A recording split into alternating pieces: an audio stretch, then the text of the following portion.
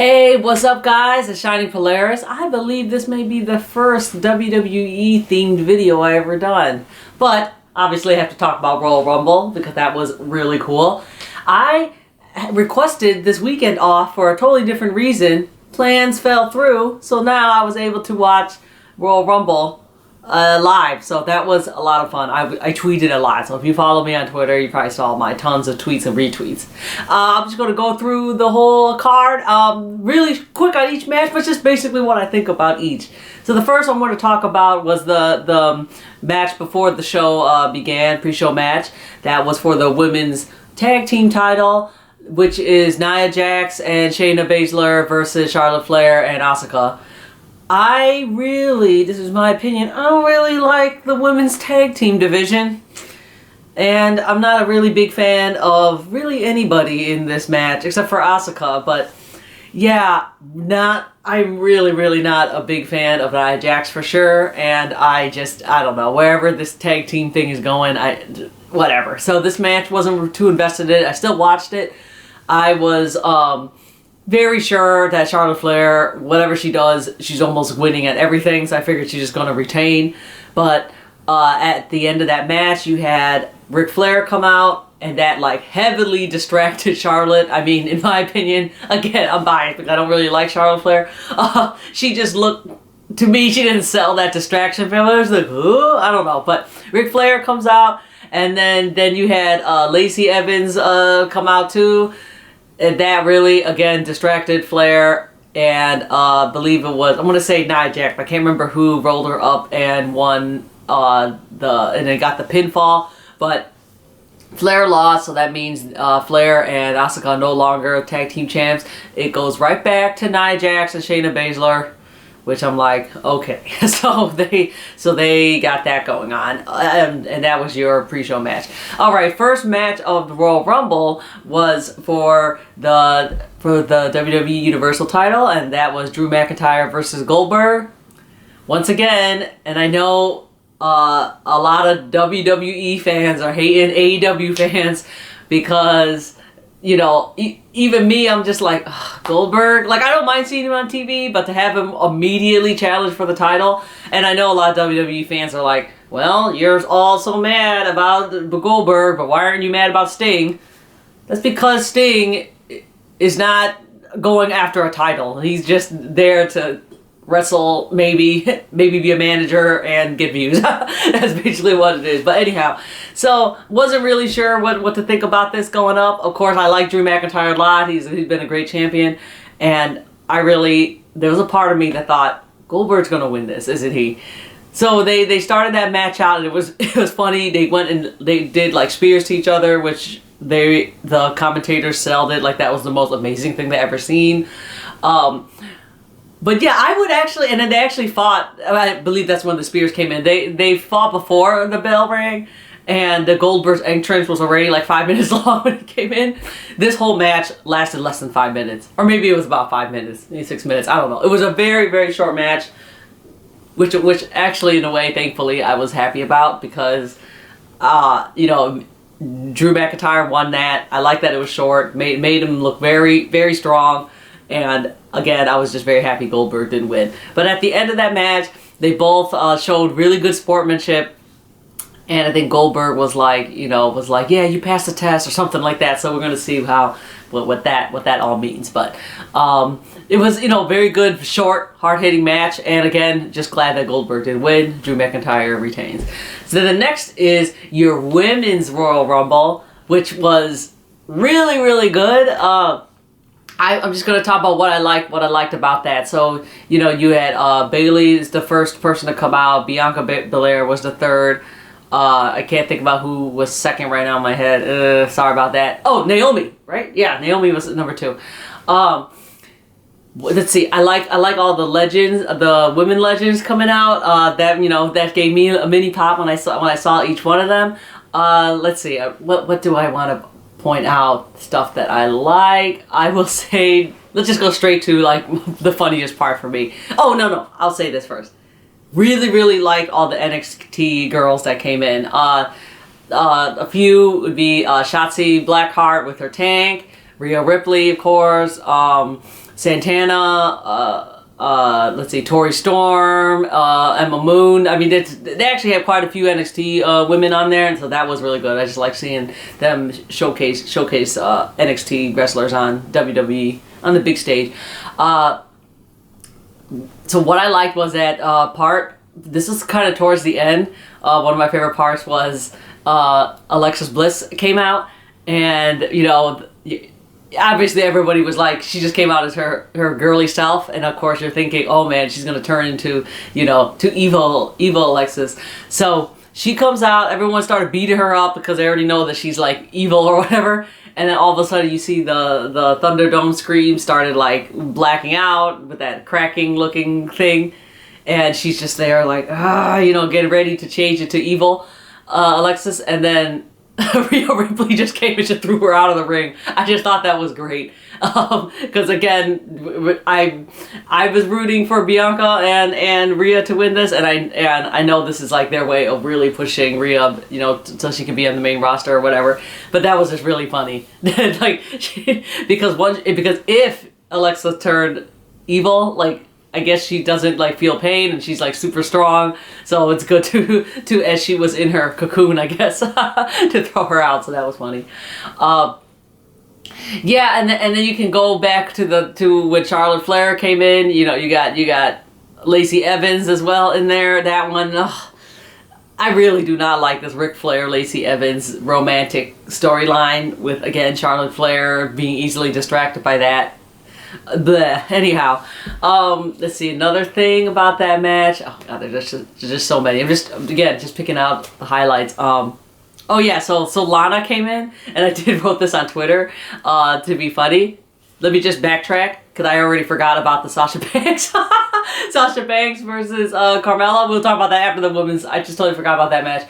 So Carmela came in with her servant guy, which right now I forgot what his name is, but yeah, so she had him on the side. Every time they try to knock Carmela out, like, he would just grab her and, like, you know, hold her, but of course he couldn't hold her forever, because eventually somebody, oh god, I know you guys are gonna bury me, I can't remember who it was, basically jumped off from the ring to hit the servant, and he obviously dropped Carmela, and then she's out. So Carmela and her servant wasn't there for like that long, because obviously she just had a match with Sasha and the Sasha Banks. Let's see. Oh yeah, speaking of that reminds me of like the weirdest part of that whole match, which was R-Truth come running in, and you had a rest of the couple of the other men wrestlers came in, and they started, they're chasing him because they want the 24/7 title, but then he jumps into the ring. A couple of the guys jumped in too, so it was like a huge brawl of, like, it's supposed to be the women's Royal Rumble. We got a lot of men in there too, but they're just fighting with each other. And then you have what's her name? Alicia Fox came in, because as it started, I think she started beating up R-Truth too, and then Alicia Fox just came in, started beating him up, then pinned him for the 1, 2, 3. She she is now the 24/7 title holder.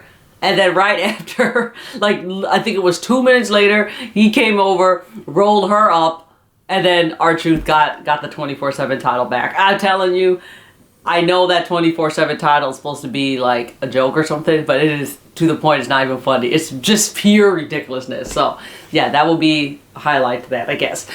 So you had the four. Okay, what I was going to say about Lana was that, so Lana came in there.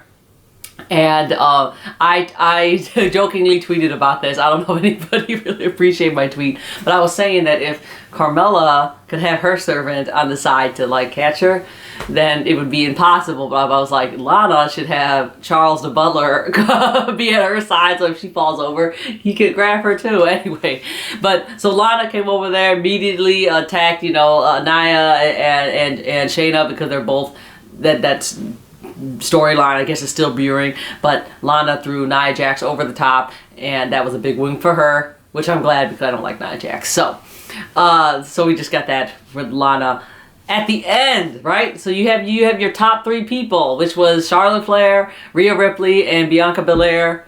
And I know everybody on Twitter and especially me on Facebook, I was like, please do not have Charlotte Flair win this. So Rhea and Bianca working together, and they did eventually knock Charlotte Flair out, which was great. I personally would have liked it if Rhea Ripley eliminated Charlotte by herself, because they had that kind of mini feud going on last year. But of course, because Charlotte Flair is such a strong, I don't know, also the video game term, sub boss or whatever, that it would make sense to have two lower people eliminate her, because she is so strong, right? So now you have the final two, which is Rhea Ripley and Bianca Belair. And one cool thing was that they both were dangling off the rope, so it could have been like either one of them falling off and being eliminated. But then Rhea was like, let's just go in, no shenanigans, just climb back into the ring, and we're gonna have a match. So they went back in the ring, had their little mini match during this Royal Rumble, and then at the end, Bianca Belair wins it, eliminates Rhea Ripley, Bianca Belair going to WrestleMania. And I was like, yes, this is such a good win. This is the right winner for this. And you can see Bianca just crying because she is so happy, that she won it as a number 3 spot, and she's going to WrestleMania. So that was really emotional. She was really crying, and it just made me really happy for her. So I know I went and I skipped over Sasha Banks and Carmela's match. That's because even though I'm a huge Sasha Banks fan, I really did not. I think this is probably one of the lower points of the show, because we already had Sasha Banks versus Carmela several times already. We already had their match at TLC. We had their match, I believe, on Smackdown before that. So we already seen this. And, again, with Carmela, had a couple shenanigans with her servant on the side. But otherwise, I didn't really watch this too well. I mean, at the end of the day, it was still a good match, because they always both women can perform, of course. I just want to say the side note, didn't really like Sasha Banks' gear. I think she is one of the best gears in wrestling. Very colorful, always a lot of bling. She was doing the Louis Vuitton print. But I'm telling you, at the end of the day, brown and white did not look good. And especially the Louis Vuitton L's are really small, so far away, it just looked like she was wearing brown and white. So anyway, that's just my personal opinion. Of course, at the end, you had Sasha Banks win it, of course, so she will be going to WrestleMania. All right, next major match, which is, I think personally, I like this a lot. It was Roman Reigns versus Kevin Owens for the last man standing match. So basically, anything goes, but the way you can win is that if you knock your opponent out and they cannot get back to their feet at 10, then you win.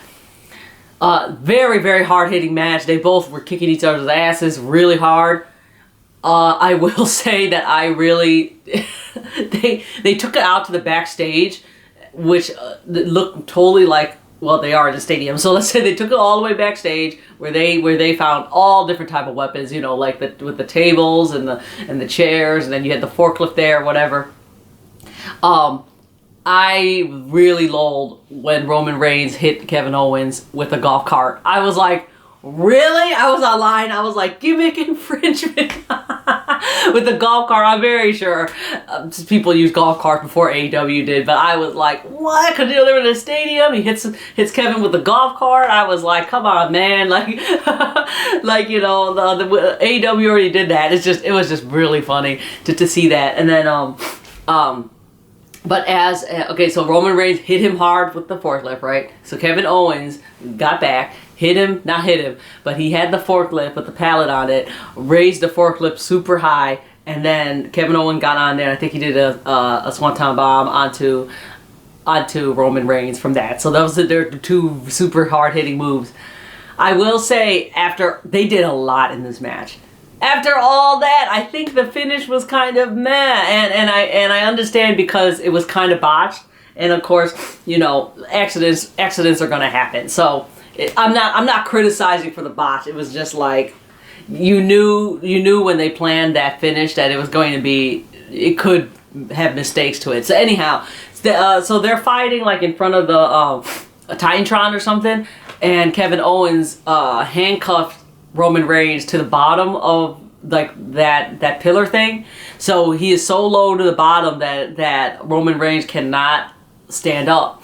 So as the ref is counting to 10, Roman, he's like at 9, the ref. Roman went and just like knocked the ref out so he can't count to 10. But he's still stuck onto the bottom of that pole or whatever. And so Paul Heyman comes over and he is trying to unlock the handcuff to release Roman Reigns. As that happening, you have another ref come over, and that ref is starting to count. And then all of a sudden, after 5 or something, the ref just stopped counting, and you could see Paul Heyman, who was kind of like squatting to like unlock the handcuff. Now he is sitting on his butt to unlock it, because you could tell. I had a feeling like by that time something was wrong. So basically, they could not unlock the handcuffs fast enough, and the ref had to stop counting because, you know, obviously you're gonna have Roman Reigns wins this. So I think from that, after everything they just did, when that happened, that kind of like took away from the match a little bit. But at the end, Roman Reigns, when he did a guillotine choke or something to Kevin Owens, which knocked Kevin Owens out completely. The ref counted to 10. Roman Reigns is still your winner. So again, this is probably like my favorite match of the night, really, despite that handcuff finish or the handcuff thing at the end. It was really, really fun to watch. So I would 100% recommend watching that match. All right. At the end, your main event, which is the Men's Royal Rumble, started out with Edge and Randy Orton, and Edge is number 1, Randy Orton is number 2. They started really attacking each other. Edge and Randy, they started like fighting on top of the announcer's desk, and Edge basically I don't know if he threw him into the table, or I can't remember what it was, but he basically knocked Randy Orton out, but hurt him enough that like the medical team had to inspect him and had to take him out of the match because his leg was hurt or something. And so they took Randy Orton out. Of course, me and everybody else in our minds already knew what that meant. So anyway, Randy Orton is out now. You had a couple of really cool legends coming in as well. The biggest pop of the night was, of course, Christian coming back. He came back kind of towards the end. So you had Christian and Edge, a little reunion there. That was really cool. If there was an audience, I'm very sure the pop would have been huge. Kane was in there. Carlito was in there. What is it? Well, so from NXT, you had Damian Priest, which was cool, because I feel like they're gonna start pushing Damian Priest probably to the main roster soon, and I think he eliminated 4 or 5 people, including Kane. So so Damian Priest looked really, really strong in that. I will say I think a lot of people were expecting the Fiend to show up. He did not, so that was okay. Let's see. Oh yeah, and then during this match, again, same with the Women's Rumble.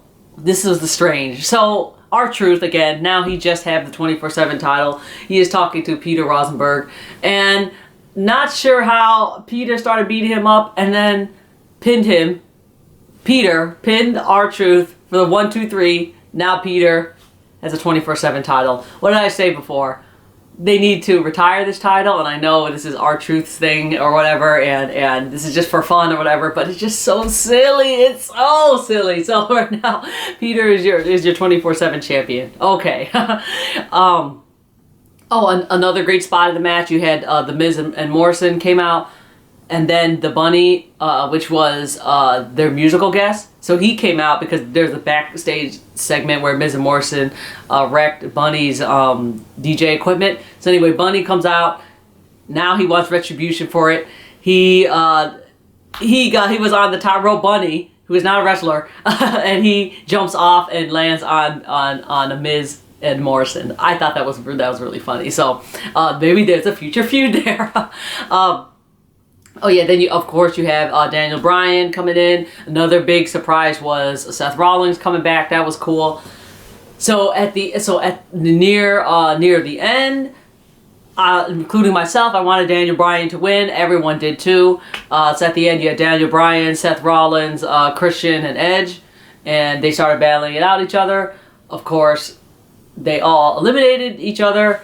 Then you have, wait, I forgot. Duh, number 30 was Braun Strowman. So Braun Strowman was in there too. You had Seth and trying to persuade Braun so they can join Alliance for that short time. Braun was like, hell no, and kicked Seth Rollins' ass.